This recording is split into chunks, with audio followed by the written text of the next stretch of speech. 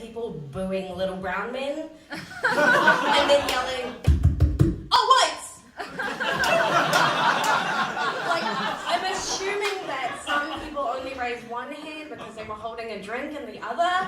I really hope so. Yeah. So you can probably tell by the way I look that I am indeed from a strange and distant land called Palmerston of the North.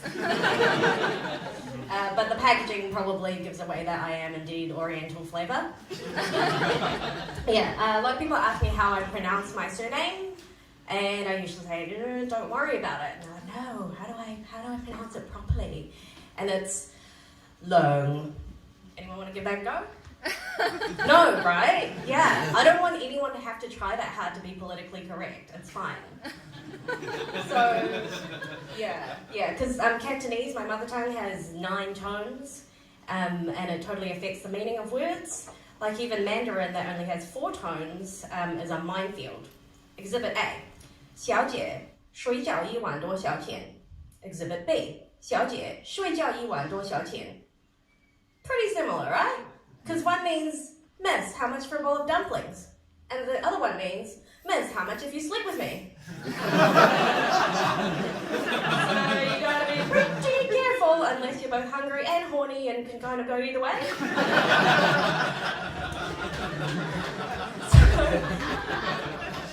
I'm an ecologist. That means tree hugger with a job.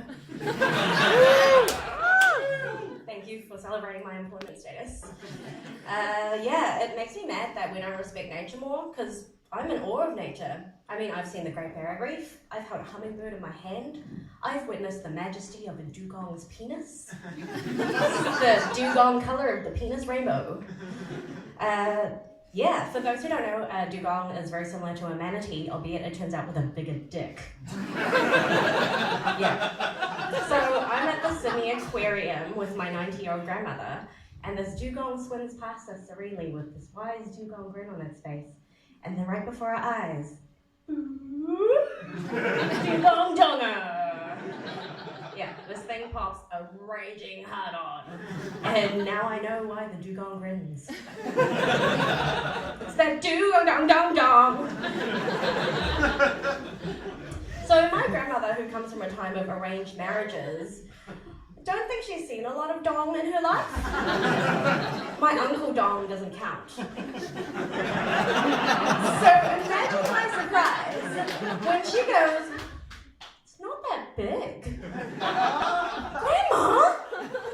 But there's this old British lady standing next to us, and she's like, "Oh, that's a bit unnecessary." And I'm like, "Lady, the dugong population is very vulnerable. I would argue that its hard-ons are very necessary." I get some pretty good work stories as an ecologist. In a meeting the other day, my Canadian colleague, we were talking about river contamination, and she was like, "In Canada, that's how you get beaver fever." That's a real disease? All these years, I thought it was just something I came down with during my experimental phase at uni. Once you catch it, a little bit always stays in your system, am I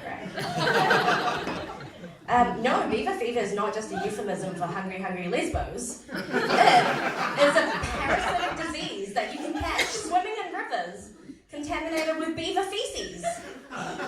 In either case, protection comes in the form of a dam.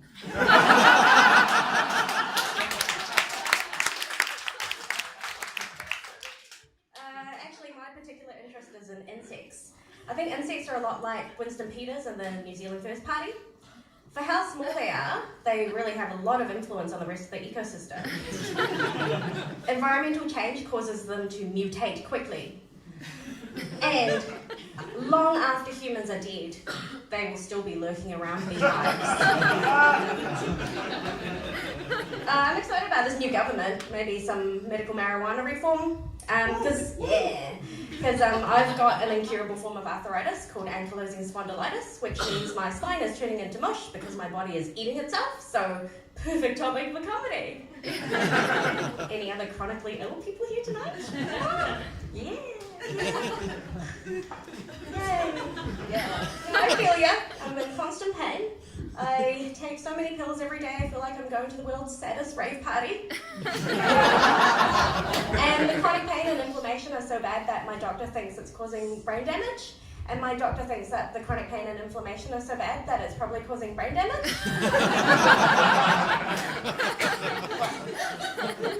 But it's okay, I try and adapt, learn to live with it, stay positive. For example, my favourite music is hardcore punk and heavy metal, and if I ever find the energy to go to a live gig, I have mastered headbanging without moving my neck or my spine to prevent injury. It looks a lot like I'm an overly polite Asian who is also on crack, like so.